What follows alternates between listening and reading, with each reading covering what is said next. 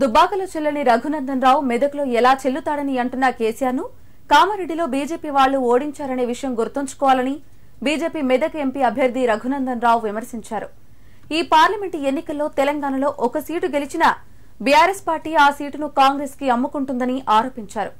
దేశ భవిష్యత్తు కోసం నరేంద్ర మోదీ నిస్వార్థంగా పనిచేస్తున్నారని, తెలంగాణలోని అన్ని ఎంపీ సీట్లు గెలిపించి నరేంద్ర మోదీ చేస్తున్న పనిలో ప్రజలంతా భాగస్వామ్యం కావాలని పిలుపునిచ్చారు. సిద్దిపేట జిల్లా కేంద్రంలోని రూరల్ పోలీస్ స్టేషన్ చౌరస్తా నుండి పాత బస్టాండ్ వరకు మెదక్ బీజేపీ నాయకులు భారీ బైక్ ర్యాలీ నిర్వహించారు. ఈ ర్యాలీలో జిల్లా అధ్యక్షుడు మోహన్ రెడ్డితో కలిసి రఘునందన్ రావు ముఖ్య అతిథిగా పాల్గొని మాట్లాడారు. ముఖ్యమంత్రి రేవంత్ రెడ్డి గాడిద గుడ్డు అని రాసి ఉన్న బొమ్మను పట్టుకుని రాష్ట్రమంతా తిరుగుతున్నాడని, అసలు ఎక్కడైనా గాడిద గుడ్డు పెడుతుందా అని ప్రశ్నించారు. సిద్దిపేటలో హరీష్ రావు సాధించిన మెజారిటీని మించి బీజేపీకి ఓట్లు సాధిస్తామన్నారు. ఎన్నికలకు ముందు తెలంగాణ రాష్ట్రంలో కాంగ్రెస్ పార్టీ ఇచ్చిన ఏ ఒక్క హామీని కూడా అమలుపరచలేదన్నారు. ఈ పార్లమెంటు ఎన్నికల్లో ప్రజల మద్దతుతో బీజేపీ గెలవడం ఖాయమని ఆశాభావం వ్యక్తం చేశారు.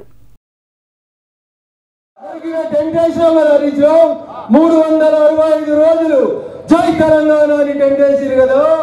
ఏడున్నాడు పాల సాయిరాం, ఎందుకు ఇవ్వలే? పాల సాయిరాం కి ఎమ్మెల్సీ ఎందుకు ఇవ్వలే? చిన్నాడు ఒక ఆయన ఉన్నాడు, కౌన్సిలర్ గా గెలిస్తే చైర్మన్ అడుగుతారని, చైర్మన్ కావద్దని కౌన్సిలర్ కూడా కొట్టిండు. చిన్నాడు కూడా శ్రీనివాస్ రెడ్డి, యాడున్నాడు బాలమల్లు, యాడున్నాడు ఇరుకోడు శ్రీనివాస్ రెడ్డి. ఒక్కసారి ఆలోచించాలి. హరీష్ రావు అనే ఆయన పైసలకు ప్రాధాన్యత ఇస్తాడు తప్ప మనుషులకు ప్రాధాన్యత ఇయ్యాడు. పైసలతోటి సిద్దిపేటను వెళ్ళాలనుకుంటుండు హరీష్ రావు. మామ గురించి ఎప్పుడు గుంజుకపోదామని ఎదురు చూస్తున్న మూర్ఖుడు ఈ హరీష్ రావు. 2 లక్ష వెంకటరామరెడ్డి సూట్ కేసుల కోసం లక్ష తిరుగుతున్నాడు. నాయక్ సాగర్ దగ్గర ఫామ్ హౌస్ ఎవరు కట్టుకున్నారు?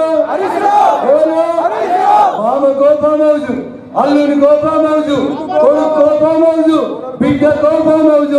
మనకు మాత్రం ఏమీ లేకుండా రోడ్ల మీదకి తీసుకొచ్చారు. అందుకని ఒకసారి దయచేసి ఆలోచించాలి. ఈ ఎన్నికలు హరీష్ రావుకు సంబంధం లేదు, ఈ ఎన్నికలు కేసీఆర్కి సంబంధం లేదు, ఈ ఎన్నికలకి కారు గుర్తుకి అంతకంటే సంబంధం లేదు. ఎందుకంటే ఢిల్లీలో గెలిచేది, 3వ సారి ప్రధానమంత్రి అయ్యేది